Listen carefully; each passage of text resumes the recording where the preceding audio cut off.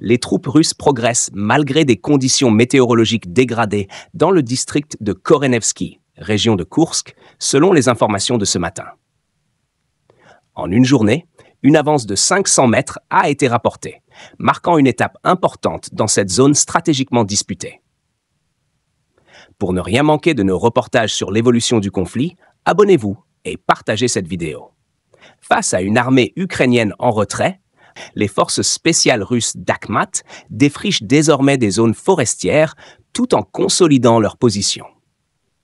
Les sources locales indiquent que l'armée ukrainienne, bien qu'essayant de rétablir la discipline et d'assurer l'approvisionnement, n'a pas initié d'actions offensives notables. Dans les récents affrontements d'artillerie, l'armée russe a ciblé plusieurs installations ukrainiennes. Un obusier D-30, un mortier de 120 mm, 2 postes de contrôle de drones et un dépôt de munitions ont été détruits.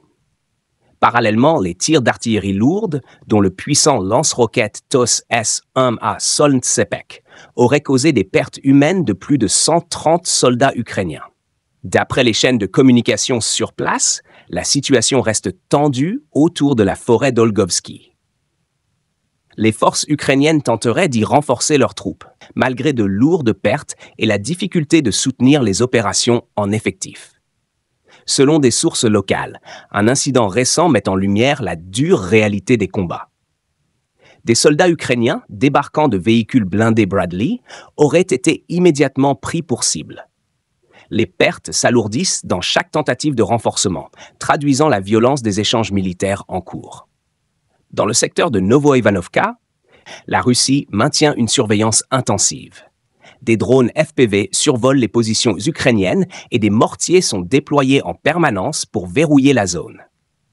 Plus loin, les combats aériens autour de Sverdlitkovo et dans les localités environnantes, telles que Leonidovka et Alexandrie, sont intenses.